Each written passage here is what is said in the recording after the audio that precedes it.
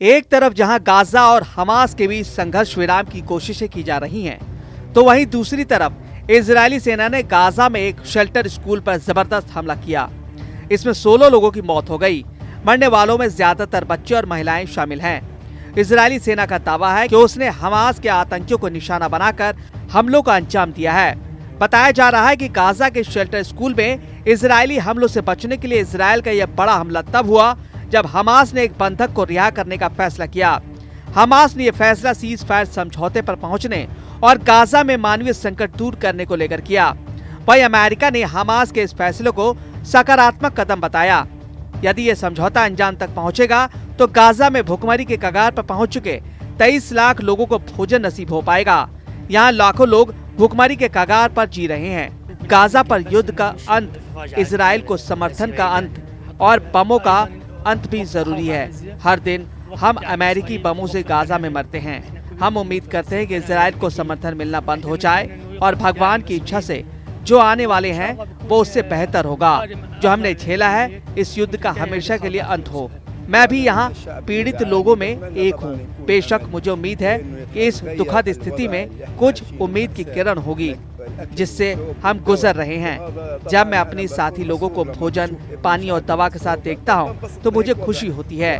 उन्हें राहत महसूस करते हुए देखकर मुझे खुशी होती है और हम प्रार्थना करते हैं भगवान की इच्छा से ये एक अच्छा संकेत है और उम्मीद है कि इस बार वे ईमानदार होंगे और स्थिति को ठीक करेंगे। हमास प्रमुख खलील अल हया ने बताया कि एक बंधक एजन अलेक्जेंडर की रिहाई में कतर, मिस्र और तुर्की ने मिलकर अहम भूमिका अदा की है। वहीं अमेरिका विशेष दूत एडम बोहलर ने हमास के इस फैसले को सकारात्मक कदम बताया।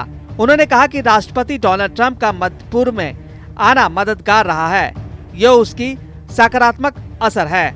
इजरायल अमेरिकी बंधक एडन अलेक्जेंडर को 19 महीने तक गाजा में हमास के बंदी बनाए रखने के बाद छोड़ दिया गया। इसके बाद एडन इजरायल में अपने परिवार से मिले। 21 वर्षीय एडन अलेक्जेंडर गाजा के बॉर्डर पर इजरायली सेना में काम करते थे और 7 अक्टूबर 2023 को हमास ने अपने कब्जे में ले लिया था। तेल अवीव में अलेक्जेंडर अपने परिवार के लोगों को गले लगाते हुए अमेरिकी और इजरायली झंडे पकड़े नजर आए। यह मुलाकात ऐसे वक्त में हुई जब अमेरिकी राष्ट्रपति डोनाल्ड ट्रंप मिडिल ईस्ट के दौरे पर हैं। इजरायल के पीएम बेंजामिन नेतन्याहू ने अलेक्जेंडर की रिहाई सुनिश्चित करने और गाजा में अपने चल रहे अभियान का बचाव करने के लिए ट्रंप की तारीफ की। नेतन्याहू ने कहा कि यह हमारे सैन्य दबाव और राष्ट्रपति ट्रंप द्वारा लगाए गए कूटनीतिक दबाव की बदौलत हासिल हुआ। यह बहुत ही भावुक क्षण है। एडन अलेक्जेंडर घर लौट आए हैं। हम उन्हें उनके परिवार को गले लगाते हैं। यह हमारे सैन्य दबाव और राष्ट्रपति ट्रंप द्वारा लगाए गए कूटनीतिक दबाव की बदौलत हासिल हुआ। यह एक जीत का फॉर्मूला है। मैं आज राष्ट्रपति ट्रंप से बात की। उन्होंने मुझसे कहा कि मैं इजरायल के लिए प्रतिबद्ध हूँ। मैं आपके साथ काम करना जारी रखने के लिए प्रतिबद्ध हूँ। इजरायल में 7 अक्टूबर 2023 हमास ने आतंकी हमला किया था और सामूहिक नरसंहार कर दिया था। हमास ने लगभग 1200 लोगों को मार डाला था और 250 लोगों को किडनैप करके गाजा ले गए थे। इसके बाद इजरायल ने हमास को खत्म करने की कसम खाई है।